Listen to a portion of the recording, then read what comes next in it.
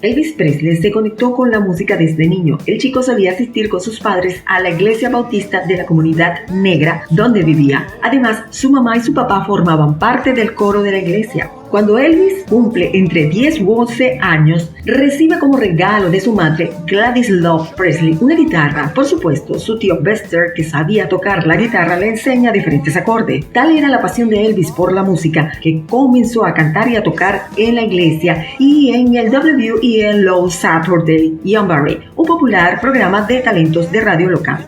Durante su época escolar, Elvis fue despreciado por varios de sus compañeros de clase blanca y muchos afirman que también fue considerado un intruso dentro de la comunidad negra local. A sus 18 años, ingresa a un estudio de grabación en 1954 para grabar 2 canciones en un disco de acetato a un costo de $4 en el Memphis Recording Service, propiedad de Sam Phillips, quien había estado grabando artistas de rhythm and blues desde 1950. Para la fecha, Sam era conocido como el productor de discos independiente más importante de Memphis.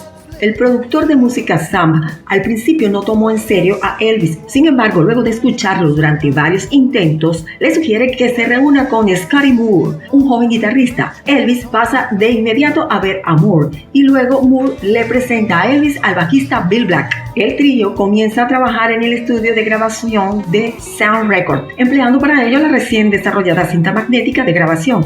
Esta le permitía hacer una toma de una canción, escucharla y luego hacer ajustes para la siguiente toma. Después de muchos intentos, Presley, Moore y Black finalmente dieron con su sonido mientras estaban jugando durante un descanso una noche. En el momento en que Elvis grabó su primer disco para Sound Record, no había una palabra que pudiera describir adecuadamente su estilo de música. Se hizo referencia a Elvis en varias ocasiones como un cantante de Hillbilly, es decir, un hombre blanco que canta ritmos negros con un sabor rural. A medida que sus primeras grabaciones comenzaron a difundirse, Elvis ganó reconocimiento por su sonido único. Al culminar la grabación, Sam Phillips le da una copia de la canción de Elvis Presley, That's Alright, al popular disc jockey Duke Phillips para el programa de radio Red Heart Blue, reservado para la música de artistas negros. Luego de pensarlo mucho, Duke puso la canción al aire el 7 de julio de 1954. La estación recibió docenas de solicitudes, anunciando que iba a ser todo un éxito. That's Alright se convirtió en un disco de venta rápida en Memphis y el primer sencillo de Elvis en escalar la lista de éxitos country western. En ese momento nadie sabía que era el comienzo de la carrera del rey del rock and roll, Elvis Presley. El trío conformado por Presley, Moore y Black tocó públicamente por primera vez el 17 de julio de 1954 en el Club Bonaire con Elvis luciendo su guitarra a un tamaño infantil. A finales del mes se presentaron en el Overdam Park Show. Durante el evento, la combinación de una fuerte respuesta al ritmo y el nerviosismo al tocar ante la gran multitud llevó a Elvis a sacudir las piernas mientras actuaba. Sus pantalones anchos enfatizaron sus movimientos, lo que provocó que las jóvenes de la audiencia comenzaran a gritar. Moore recordó, durante las partes instrumentales se alejaba del micrófono, tocaba, temblaba y la multitud se volvía loca. Posteriormente al trío se une el baterista Dominic Joseph Fontana, que al principio tocaba detrás de las cortinas sin ser visto por la audiencia, pues el sonido de la batería era solo para complementar los movimientos de Elvis Presley en el escenario. Esto se hizo por un tiempo. Luego, en las presentaciones, los 3 músicos que acompañaban a Elvis estarían completamente ante el público.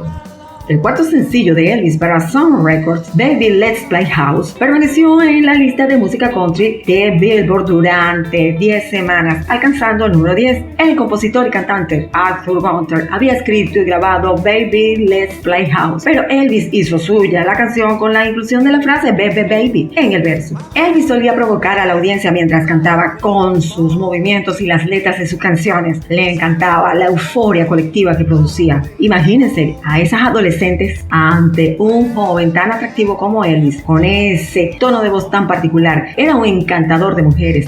De hecho, durante una actuación de verano en Jacksonville, Florida, Elvis invitó en broma a todas las chicas del público a que se reunieran con él detrás del escenario. Luego, al final de la presentación, un enjambre de jóvenes gritando lo persiguió por todo el camino hasta su auto y literalmente le arrancaron la ropa del cuerpo.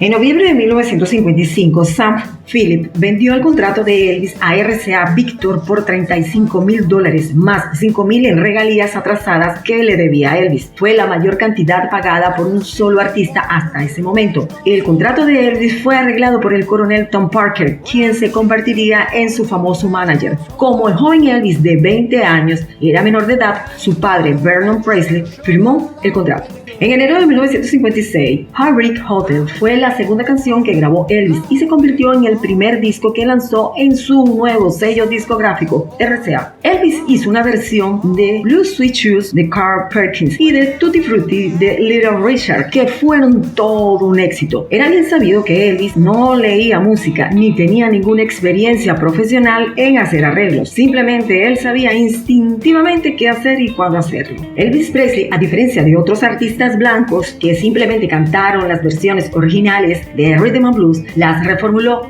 No solo inyectó a las melodías su propio carácter vocal, sino que también hizo de la guitarra y no del piano el instrumento principal. En marzo de 1956 sale a la venta el álbum debut de Elvis Presley, que lleva su mismo nombre. Este se convierte en el primer álbum de rock and roll en encabezar la lista Billboard, posición que ocupó durante 10 semanas.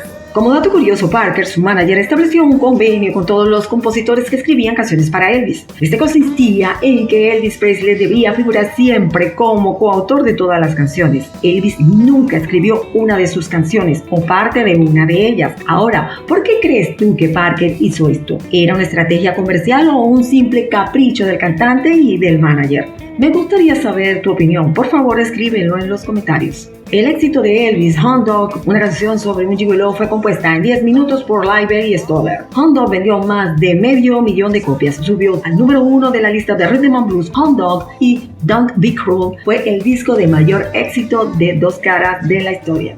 Elvis hizo su primera aparición en TV en el stage show semanal de Tommy y Jimmy Dorsey. Luego hizo otras presentaciones a finales de la primavera de 1956 en The Milton Berle Show. Esta aparición del 5 de junio fue muy controversial. En su primera participación, Elvis canta Hound Dog. El público presente en el estudio se volvió loco de emoción. Al día siguiente, la prensa lo apodó Elvis la Pelvis. Las críticas llevaron a padres, grupos religiosos y asociación de padres y maestros a condenar a Elvis y a la música rock and roll, pues lo asociaban con la delincuencia juvenil.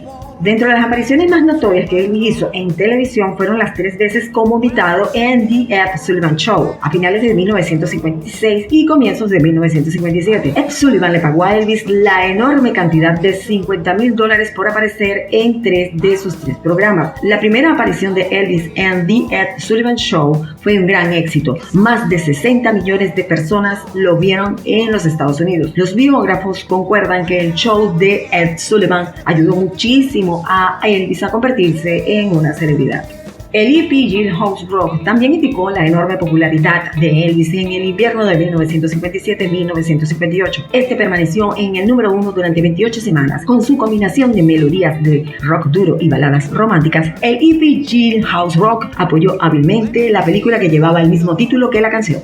Cabe destacar que Elvis Presley no solo triunfó en el mundo de la música, también lo hizo en el mundo del cine, pues Jailhouse Rock y King Creole son 2 películas de Elvis consideradas clásicas de su época. Para la década de 1950, los movimientos de baile de Elvis Presley eran considerados escandalosos. Todo ese movimiento de cadera olía demasiado a sexo para los gustos conservadores, pero para una generación de jóvenes que encontraron su propia identidad luego de la guerra, era parte integral de algo moderno, fresco y vital, el rock and roll. Y la pregunta del millón, ¿de dónde se originaron estos movimientos de bailes hechos por Elvis Presley? Bueno, para responder a esa pregunta, retrocedamos en el tiempo. Elvis creó varios movimientos de baile que fueron copiados por muchos. Por ejemplo, el movimiento de piernas de goma. Uno esperaría que algo tan legendario se hubiera perfeccionado durante décadas de presentaciones, pero en realidad el movimiento nació durante el primer concierto pago de Elvis, mientras subía al escenario con Scotty Moore y Bill Black. Elvis Presley se dio cuenta que no podía evitar que le temblaran las piernas por estar tan nervioso al actuar frente a una audiencia que pagó, pero en lugar de tratar de ocultar esta reacción involuntaria, Elvis decidió usarla a su favor, alejándose del micrófono durante las secciones instrumentales de la pista y y enfatizando el temblor de sus piernas hasta el punto de que parecía estar teniendo algo inducido por la música. El mismo Elvis llegó a decir que el ritmo y la facilidad que poseía para improvisar en el baile fue gracias a la inspiración que obtuvo de la música de gente de color donde vivía y de la iglesia bautista a la que asistía con sus padres. En 1958, Elvis hace una pausa en su carrera y entra por última vez al estudio de grabación antes de unirse al ejército. Hay quienes dicen que Elvis se enlista en el ejército como parte de una estrategia de marketing propuesta por su manager y amigo, el coronel Parker. A Elvis le preocupaba la paralización de su carrera durante su estancia en el ejército, por lo que la disquera se armó con una cantidad sustancial de material inédito para mantener un flujo regular de lanzamientos que fueron, de paso, exitosos. En marzo de 1960, Elvis regresa a los estudios de grabación luego de haber estado ausente por 2 años y comienza la grabación de G.I. Blues, su quinta película con Paramount. A su regreso, Elvis Presley se presentó en la televisión estadounidense en una edición especial del programa de Sinatra titulado Frank Sinatra Welcome Home Elvis. La transmisión reportó una participación de más del 40% de la audiencia televisiva. En esa misma fecha se estrena Elvis is Back, uno de sus discos de gospel más exitosos y que plasmaron la melancolía de sus años en el ejército, la ausencia en su carrera y la pérdida de su madre. Elvis Presley fue y es inspiración para muchos cantantes en el mundo. El rey del rock and roll revolucionó la música porque se atrevió a hacer lo que otros no hicieron.